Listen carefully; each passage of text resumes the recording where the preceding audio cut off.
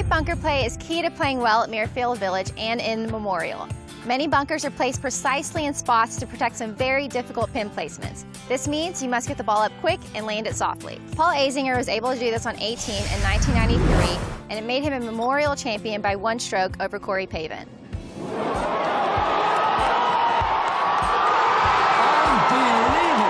Absolutely unbelievable! Larry, I tell you, Jack's put some bunkers on this golf course where he can absolutely guard some pin placements, can he? Yes, he sure did. There's 67 bunkers on the golf course. Yep. And all of them come into play either off the tee or into the green. This is a deep bunker.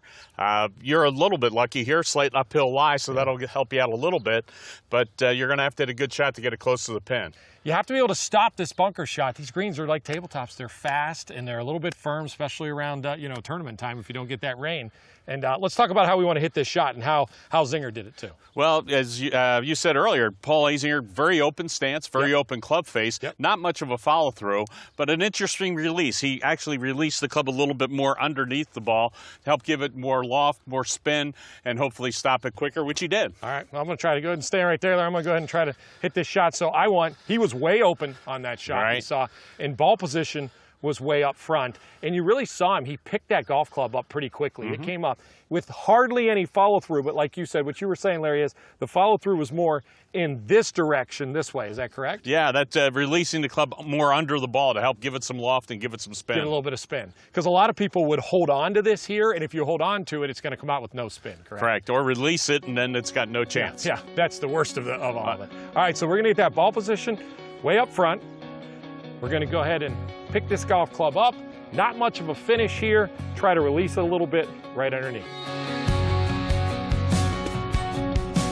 Pretty good play right there. Yeah, not Paul Azinger, not in the hole, but we'll take it. Nicklaus makes a shot that is memorable, not just because it is difficult, but also because it comes at the right time. Bunker shots at Muirfield Village aren't always the short-sighted ones.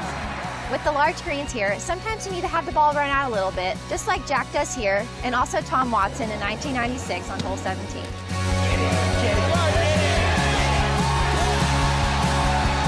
All right, Larry, like we talked about earlier, there's all kind of different bunker shots here at Muirfield, and this being one of them right here, 17. Jack holed it.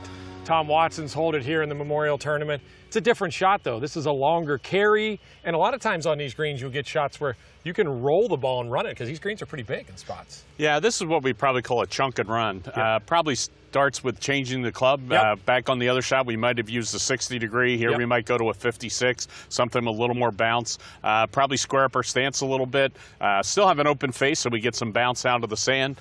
But we're just trying to maybe hit this one a little heavy to get the ball so it doesn't check up quite as much. Carry it on the green and then release and act like a putt, roll down by the hole. So I got 56 instead of the lob wedge right here.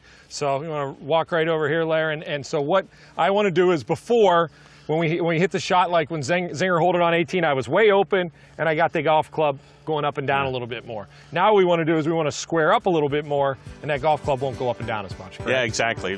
You got it. Let's see it. All right, let's see if we can hit this shot.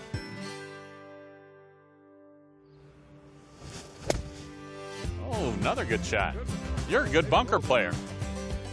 Now it leaves you a little nice little putt coming back, about 6 feet, right to left. You should be able to make that. Yeah, and you know what? Just by changing my stance there, Larry, that's what allowed me to really, hit a different bunker shot. I didn't really take nothing different in my mind, just squaring my body up a little more, got it around me a little more. It was a lot better.